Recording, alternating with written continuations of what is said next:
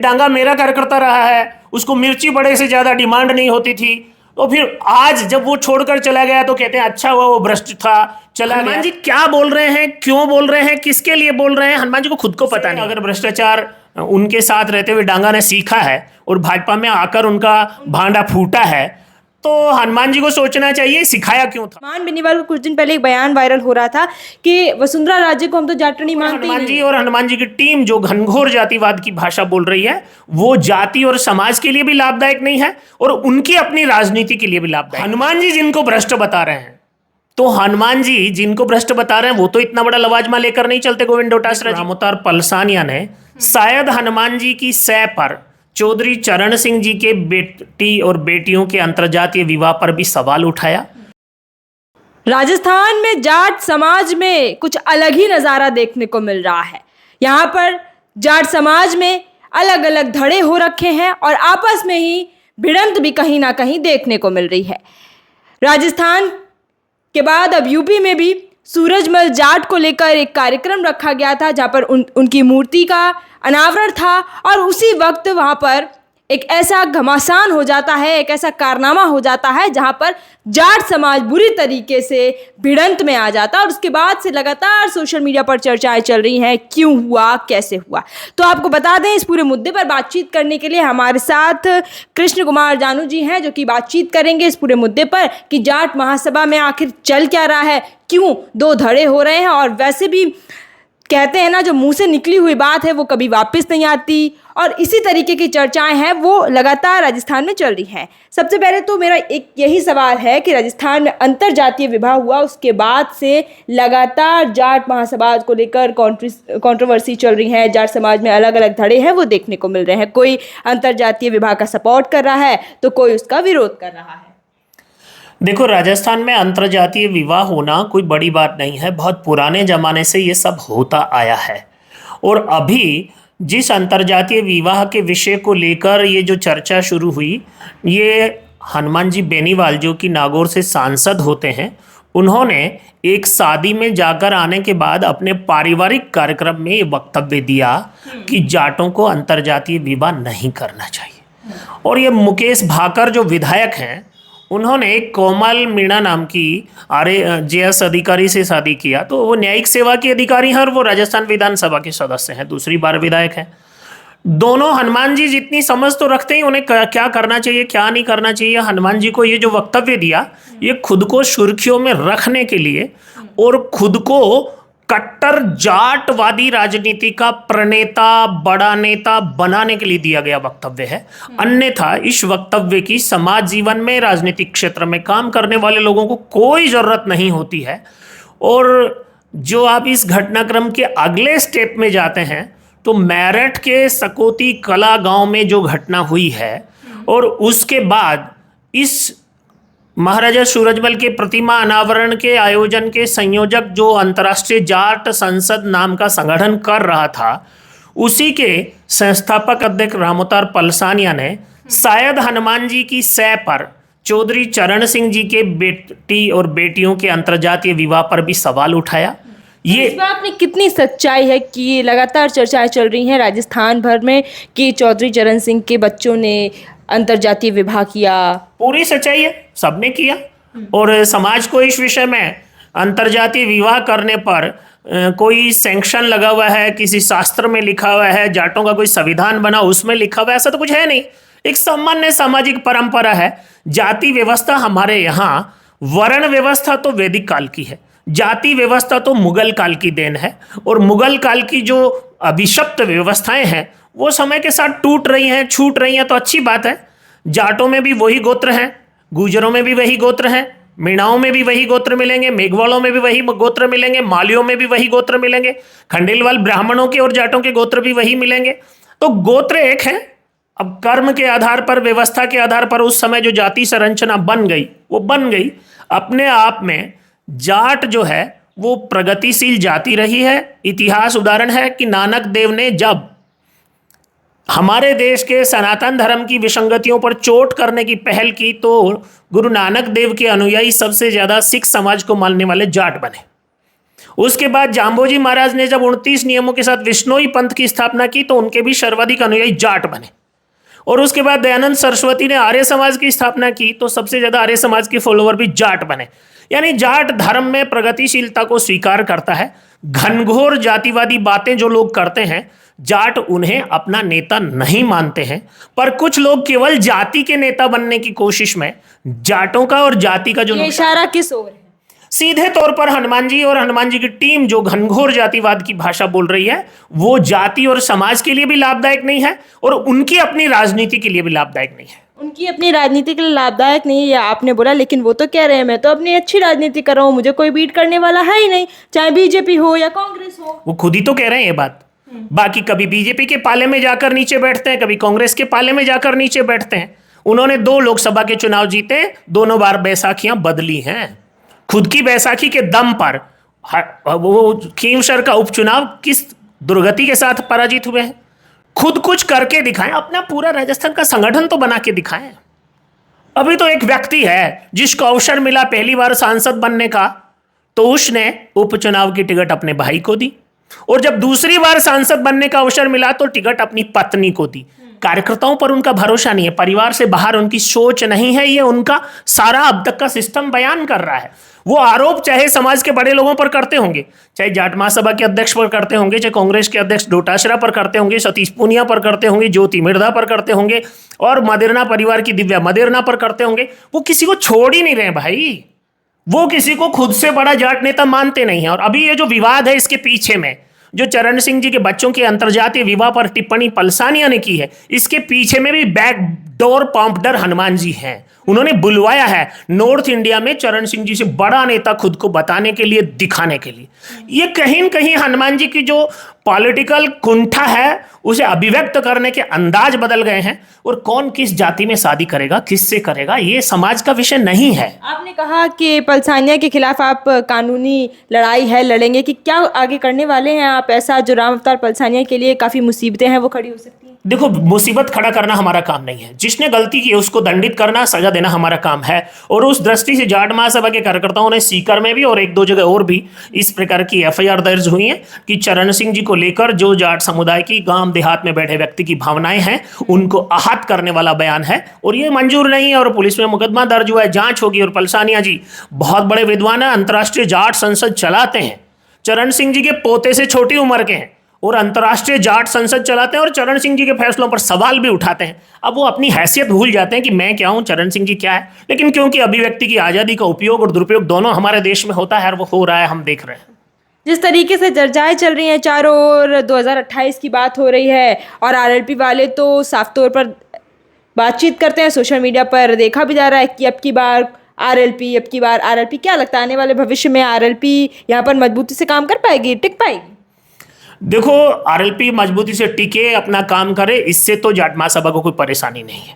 लेकिन RLP अपनी मर्यादाओं का ध्यान रखे और सामाजिक लक्ष्मण रेखाओं का उल्लंघन नहीं करे, समाज के स्थापित बड़े लोगों पर टिक्का टिप्पणी नहीं करे। RLP अपना काम बहुत शिद्दत से करे, हमें कहाँ परेशानी है। अगर हनुमान के सामने, आप तो ये भी कह रहे हैं कि RLP एक संगठन बना के वो अपने परिवार को ही बार बार खड़ा कर देते हैं राजनीति में, लिया तो उनको कार्यकर्ता पर विश्वास नहीं है। नहीं, कार्यकर्ताओं ने तो इस बात का सबूत दे दिया है। जिस खींवसर की सीट पर रेवत राम डांगा चुनाव जीत कर आए, वो कार्यकर्ता तो हनुमान के ही रहे हैं। जब कार्यकर्ता को आप तिरस्कृत करोगे, मौका नहीं दोगे, तो वहां आपके बैठकर हनुमान की जय बोलने के लिए तो कोई नहीं बैठेगा।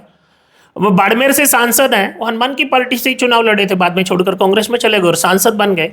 तो हनुमान जिन लोगों के साथ काम करता है, उनको प्रॉपर रिस्पॉन्ड नहीं करता है, तो लोग आएंगे फिर जाएंगे। रेवंत राम डांगा को लेकर तो वो ये कहते हैं कि अच्छा हुआ चला गया, मैंने निकाल दिया, क्योंकि वो करप्ट थे, हमेशा से ऐसी उल्टी सीधी जो करप्शन की बातें हैं वो आती रहती थी, और बीजेपी में जाके भांडा फूट गया। कुल मिलाकर के जिस बीजेपी से हनुमान जी की राजनीति का प्रादुर्भाव हुआ, बाद में वो कांग्रेस के कंधे की सवारी करने लगे, और अब वो RLP के गाड़ी लेकर आए हैं, बोतल को लेकर घूम रहे हैं। उन्हें अपने और अपनी टीम के आचरण और व्यवहार पर भी ध्यान करना चाहिए। निश्चित रूप से अगर भ्रष्टाचार उनके साथ रहते हुए डांगा ने सीखा है और भाजपा में आकर उनका भांडा फूटा है, तो हनुमान जी को सोचना चाहिए सिखाया क्यों था उनको।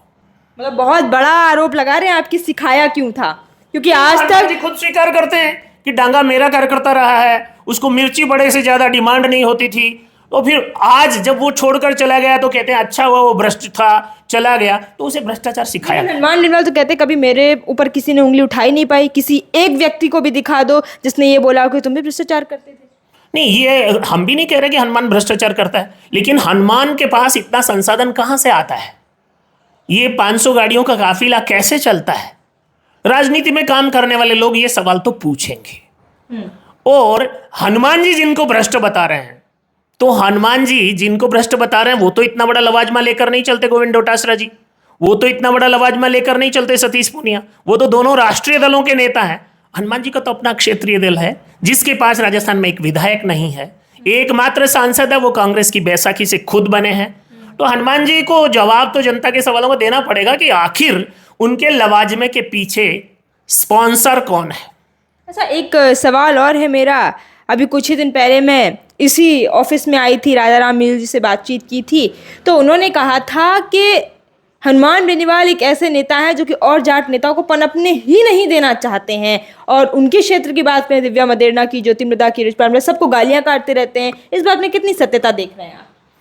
ये तो हनुमान जी खुद के बयान ही बता देते हैं, सत्यता खोजने की जरूरत नहीं है। हनुमान जी अब तो चुनौती देने लगे हैं चरण सिंह जी को भी, खुद सीधी चुनौती नहीं देकर के पलसानिया जी से बयान दिलवा रहे हैं। वो स्थापित और मर्यादित जो जाट राजनीति रही है उस सबको चैलेंज कर रहे हैं। राजस्थान में जो जाट राजनीति की भूमिका रही है, चाहे वो सरदार हरलाल सिंह जी पहले प्रदेश कांग्रेस अध्यक्ष थे, प्रमुख जाट नेता थे, फिर चाहे वो मिर्धा परिवार है, चाहे मदेरणा परिवार है, ऐसा कोई स्थापित नाम नहीं है जिसको हनुमान जी तंज में नहीं बोलते हैं। तो निश्चित रूप से अब उनका तंज जो है वो राष्ट्रव्यापी होने लगा है। उनके आशीर्वाद से उनके कुछ कृपा पात्र जो हैं वो जब चरण सिंह जी पर चोट करने लगे हैं तो समाज समझने लगा है। और वैसे भी हनुमान जी की जो सभा होती है वहां पर जो लोग होते हैं उसमें विविध विविध पुराने जनप्रतिनिधि कोई नहीं होते हैं, सामाजिक प्रतिष्ठित लोग कोई नहीं होते हैं। उनके यहाँ जो लोग होते हैं वो एक विशेष आयु वर्ग के विशेष प्रकार की कैटेगरी के लोग होते हैं। किस कैटेगरी? और वो हुड़दंग कैटेगरी, हूट कैटेगरी, बड़ों का अपमान करने वाली कैटेगरी, अपने ही समाज के बड़ों को तू तड़ाके की भाषा में बात करने वाली कैटेगरी।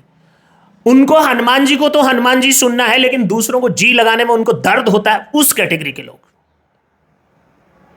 अच्छा, अगर हम बात कर लेते हैं, मेरठ में सूरजमल जाट प्रतिमा का अनावरण हुआ था। उस वक्त जो इंटरनेशनल जाट पार्लियामेंट है उसको लेकर अब उसके बाद से ये भी चर्चाएं चलने लगी हैं कि अंतर जातीय जाट संसद जो है वो बीजेपी से प्रायोजित है। ऐसा कुछ भी है क्या?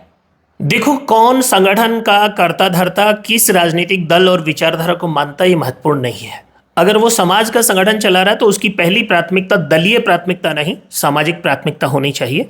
और चाहे वो इंटरनेशनल जाट संसद हो, चाहे वो हनुमान जी के द्वारा प्रायोजित दूसरे जाट संगठन हो, राजस्थान में भी 8-10 जाट महासभाएं चलती हैं, लेकिन अखिल भारतीय जाट महासभा से एफिलेटेड एक ही जाट महासभा, राजस्थान जाट महासभा। और वो क्या प्रवक्ता भी है, जिसका मैं प्रवक्ता हूं, आपसे चर्चा भी कर रहा हूं। सीधे तौर पर हम जाट समाज का नुकसान करने वाला कोई कृत्य ना करते हैं, और अगर कोई करता है तो उसको टोकते हैं, यथा सामर्थ्य रोकते हैं। और फिर भी समाज में सब प्रकार के लोग होते हैं, सब प्रकार की बातें भी करेंगे, सब प्रकार का आचरण भी करेंगे। पर देखो, 2-3 बातें होती हैं। राजनीति में काम करने वाले व्यक्ति को सामाजिक अधिष्ठान का प्रवक्ता नहीं बनना चाहिए। राजनीतिक प्रवक्ता सिर्फ करें, अच्छी बात है। जब मैं भी किसी राजनीतिक दल में काम करता हूं तो उस दल का प्रवक्ता होता हूं। आज मैं समाज में काम कर रहा हूं, सामाजिक प्रवक्ता हूं, तो मैं समाज के हित की बात बोलता हूं। मेरे द्वारा समाज के स्थापित मूल्यों की सम्मान होनी चाहिए, बड़े बुजुर्गों का सम्मान होना चाहिए, ये जो युग पुरुष हैं, जो आदर्श पुरुष हैं, जो प्रणेता हैं, जिन्होंने प्रेरणा दी है, उनका सम्मान होना चाहिए। अब जो हनुमान जी के यहाँ चारों तरफ जो एक मंडली काम कर रही है, 100, 200, 500 लोग, 1000 लोग, 5000 लोग, लाख लोग, उनकी भाषा से लगता नहीं वो समाज को दिशा देना चाहते हैं, बल्कि उनकी भाषा से कई बार ये लगता है कि वो समाज को अपनी बात मनवाना चाहते हैं, जो संभव नहीं है। संभव नहीं है, आप ऐसा कह रहे हैं, लेकिन एक बहुत बड़े कहेंगे पब्लिक फिगर जो है वो उनकी तरफ मुख रुख कर चुका है। जहां वो जाते हैं उनके पास भीड़ होती है, और आजकल राजनीति में यही देखा जाता है किसके पास काफिला है, किसके पास लोग हैं। देखो, बीकानेर सीट पर धर्मेंद्र जी चुनाव लड़ने आए थे, उनके बेटे सनी देओल भी प्रचार करने आए थे, मथुरा सीट पर हेमा मालिनी जी भी चुनाव करने आई हैं। लालकृष्ण आडवाणी के सामने भी अमिताभ बच्चन और राजेश खन्ना चुनाव लड़ चुके हैं। बहुत सारे जो फिल्म इंडस्ट्री के लोग स्टारडम के बल पर आते हैं। तो हनुमान जी का स्टारडम तो है, पर किस कैटेगरी के लोगों में है? और ये स्टारडम तो खीमसर के उपचुनाव में भी था, ये लोग भी थे, ये भीड़ भी थी, ये नारे भी थे। परिणाम क्या हुआ? मतलब हुड़दंग से चुनाव नहीं जीता जा सकता, हुड़दंग से भय पैदा किया जा सकता है, शासन नहीं किया जा सकता। शासन करने का एक सिस्टम है, एक व्यवस्था है। हनुमान जी की आरएलपी जो है वो दूसरी बार विधानसभा का चुनाव लड़ चुकी और तीसरी बार की तैयारी में है। क्या हनुमान जी की आरएलपी का कोई संगठनात्मक स्ट्रक्चर, आप तो पत्रकार हैं, बहुत लोगों से मिलते हैं, आते हैं जाते हैं, कितने जिलों में संगठनात्मक स्ट्रक्चर है, राज्य स्तर पर कितना बड़ा संगठन है? हनुमान जी खुद ही सर्वे सर्वा हैं, खुद में सब कुछ समाहित है, और एक अकेला क्या कर सकता है? आप और हम जानते हैं। वो तो कह रहे हैं एक शेर सब पे भारी है, मुझे जरूरत ही नहीं है, आने वाले समय में जरूरत होगी तब लोगों को जोड़ लेंगे। हाँ नहीं, लोगों को जोड़ लेंगे। लोगों को जोड़ना तो उनके लिए बाएं हाथ का खेल है। लोगों को उन्होंने जोड़ भी रखा है, पर किस प्रकार के लोगों को जोड़ रखा है? चुनाव जीतने वाले या नारा लगाने वाले? हनुमान जी के खुद के जिले में जब वो सांसद थे, 3 उनके विधायक थे, जिला परिषद किसकी बनी थी? नागौर की। कितने प्रधान बने थे? और जो बने थे वो क्यों छोड़कर चले गए? इसका मतलब है सिस्टम के अभाव में कोई टिक नहीं सकता। हनुमान जी के पास जो भी राजनीतिक पहचान के व्यक्ति आगे बढ़ने की सोचते हैं, हनुमान जी सबको क्रश करते हैं, और यही कारण है कि सब छोड़कर जाते हैं। अच्छा, इन दिनों जाट समाज की बात करें सर, तो एकदम बिखरा हुआ सा है। कहीं पर कोई भिड़ रहा है, कहीं पर कोई कंट्रोवर्सीज क्रिएट हो रही हैं, तो कहीं पर पहले शादी में जाते हैं नेता और उसके बाद बयानबाजी करते हैं और फिर से जो है लाइमलाइट में आ जाते हैं कि जाट समाज में आखिर क्यों ऐसा हो रहा है। इसको और अब कैसे देखते हैं? क्या इसको रोकने के लिए कोई ऐसा उपाय है जो यहाँ पर कंट्रोवर्सीज हैं वो रुक जाएं या सब एक हो जाएं? देखो, जिस विषय का आपने चर्चा किया कि अंतर्जातीय विवाह, विवाह समाज द्वारा संचालित व्यवस्था नहीं है। ये व्यक्ति का निहायत निजी फैसला है, कौन शादी करेगा, कौन नहीं करेगा, कौन किससे करेगा, कौन कब करेगा। समाज ने एक मापदंड सरकार ने बना रखा है कि 21 साल और 18 साल की आयु में शादी हो जानी चाहिए, तो वो होती है। अब उसको कोई राजनीति करने वाला व्यक्ति अपने डिक्टेशन से चलाना चाहे तो मुझे नहीं लगता कि समाज चला पाएगा।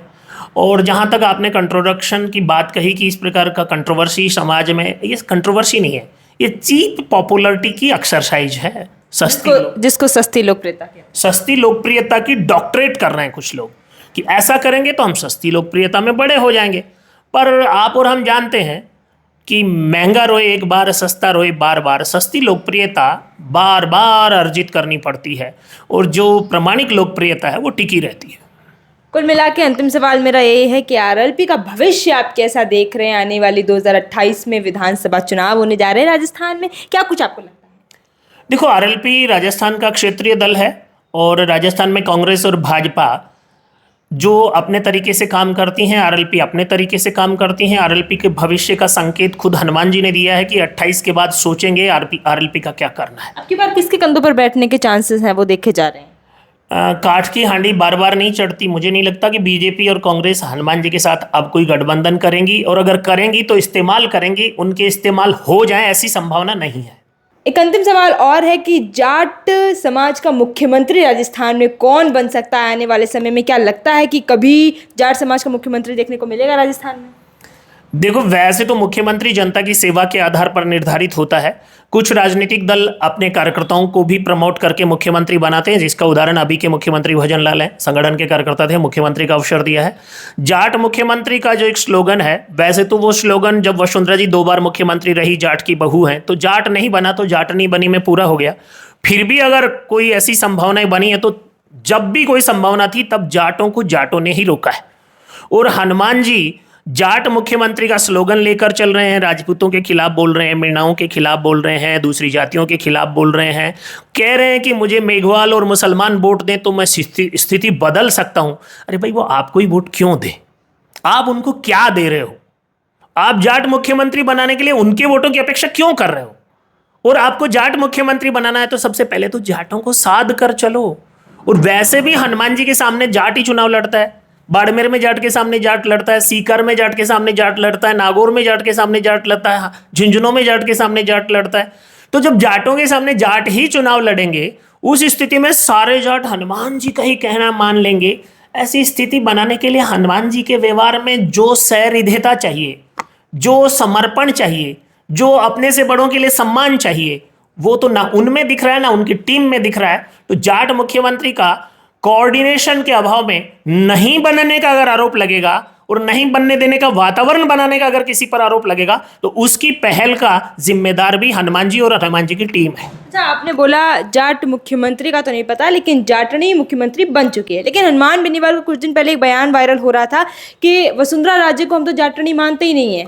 देखो, कौन जाटनी है और कौन नहीं है, इसके सारे सर्टिफिकेट हनुमान जी किस बिहाफ पे जारी कर रहे हैं? उनको किसने अधिकृत किया है कि मान्यता आप दोगे, आप नहीं दोगे तो वो मान्यता नहीं मिलेगी? हनुमान जी खुद अतिशयोक्तिपूर्ण भाषा बोल जाते हैं, तो उनकी भाषा पर, उनके द्वारा किए गए बयानबाजी पर मैं जवाब देने के लिए एलिजिबल तो नहीं हूं, पर मैं अनुमान के आधार पर आपको कह सकता हूं कि ये सारे विषय आप जब कभी हनुमान जी से रूबरू हो तो उनसे जरूर पूछना कि वसुंधरा जी को जाटनी नहीं मानने का कारण क्या है। उनका बेटा 5 बार का 4 बार का सांसद है, उसको जाट भी नहीं मानेंगे फिर तो? हनुमान जी क्या बोल रहे हैं, क्यों बोल रहे हैं, किसके लिए बोल रहे हैं, हनुमान जी को खुद को पता नहीं है। और अब तो चर्चाएं बहुत दूर तक जा चुकी हैं। अंतरजातीय विवाह का जो बयान है उसके पीछे भी घर में कोई संकट के बादल मंडराते दिख रहे हैं। उसी से डर कर वो समाज के कंधे पर बंदूक रखकर अपने ही घर में किसी को निशाना बनाने की सोच रहे हैं कि तुम अंतरजातीय विवाह मत कर लेना। बिना बोले, बिना नाम लिए, इशारों ही इशारों में बहुत बड़ी बात कह दी है कि अपने ही घर में संकट के बादल मंडरा रहे हैं हनुमान बेनीवाल के। देखना ये दिलचस्प होगा, रोचक होगा कि आने वाले समय में क्या राजनीति होगी हनुमान बेनीवाल की, उनके संगठन की, आरएलपी की, और किस तरीके से उनके घर पर जो चर्चाएं चल रही हैं। और बहुत बड़ी बात भी बोली है, हमारे साथ कृष्ण कुमार जानू जी बैठे थे, तो काफ़ी सारी चर्चाएं हैं वो हमने देखी। आपको कैसा लगा ये वीडियो? इस वीडियो को ज़्यादा से ज़्यादा लाइक, कमेंट, शेयर कर बता सकते हैं।